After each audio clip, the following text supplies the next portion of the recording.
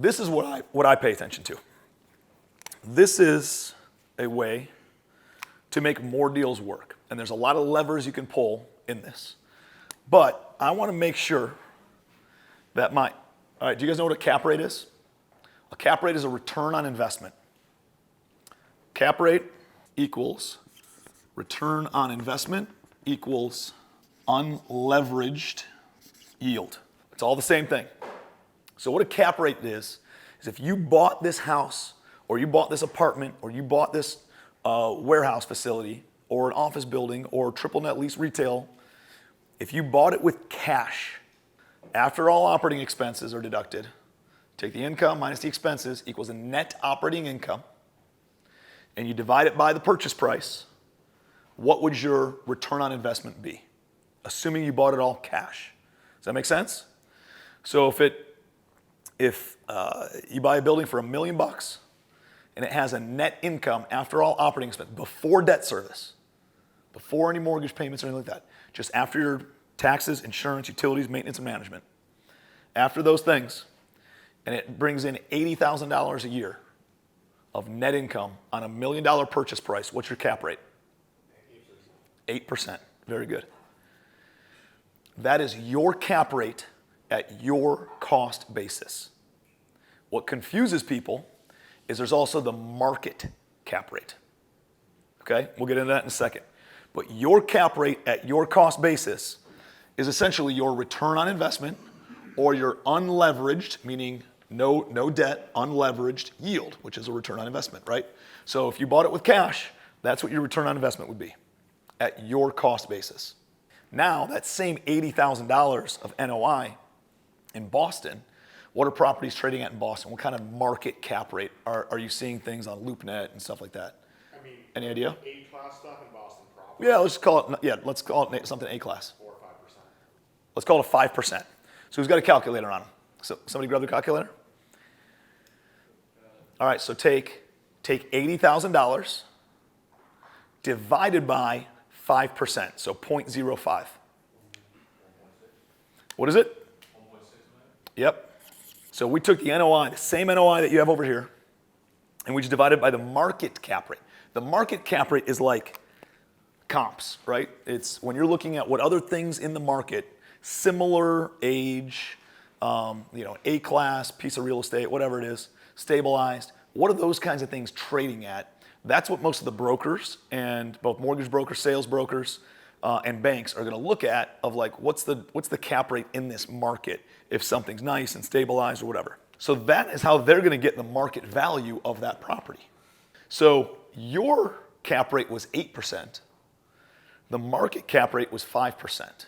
So that's a quick metric that you can look at of how can I quickly see if I'm buying in an area where the market cap rate's usually 5 or 6%, and I can get something at an 8% or 9% or 10%, that means you can get a better return than what most other people are offering their properties at. That spread is your profit margin. Okay? So down here, up here you bought it for $1 million, but it's worth 1.6 if you can get a retail buyer to come out and buy it. Does that make sense?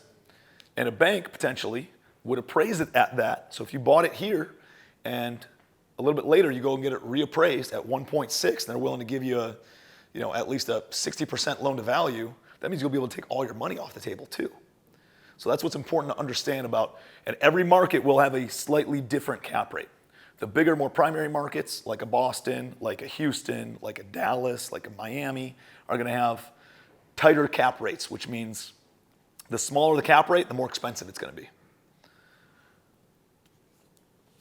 And then secondary, tertiary type towns are gonna be a little bit wider on the cap rate. So they're not gonna give you as much of a value because there's just a little bit more variability in some of the smaller towns.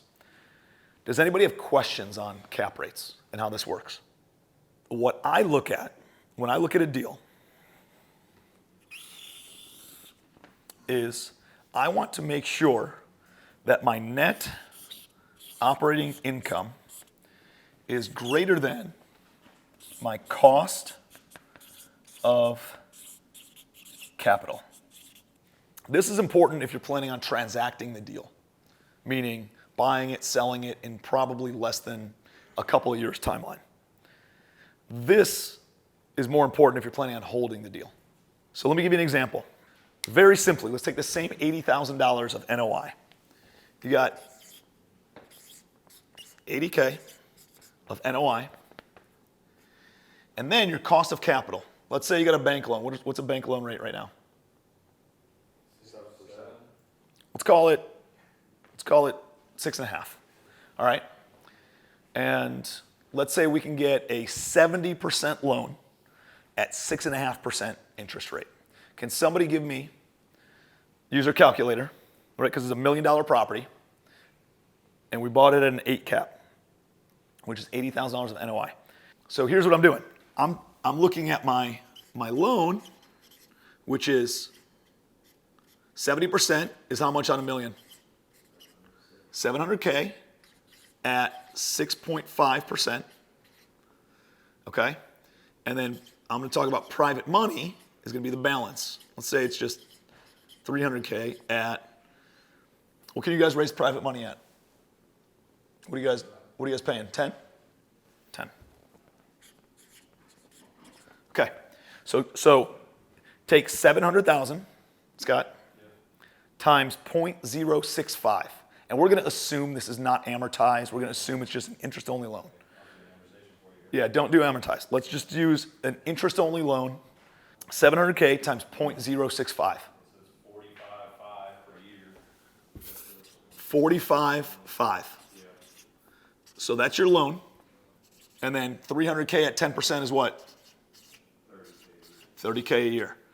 Let's add those up, and we're at $75,500 of total, let's call it debt, even though it's not exactly debt service because there's private money. But your cost of capital, that's what I should call this. Cost of capital is 75.5. Is $80,000 more or less than 75.5? It's more. So this will cash flow positive. When I'm looking to take down a deal, I want to make sure it's cash flow positive in year one. Because I know that I can bump these rents by 3% next year, or 5%, or 10%, or 2%. But the beauty of this is my loan is fixed. That's why I don't like variable rate debt, like we talked about yesterday. And my private money is fixed. So this is a fixed expense, and this number will continue to go up. So if I can buy it at or above break even in year number one, I'm probably doing this deal, assuming it checks all the other boxes on my list.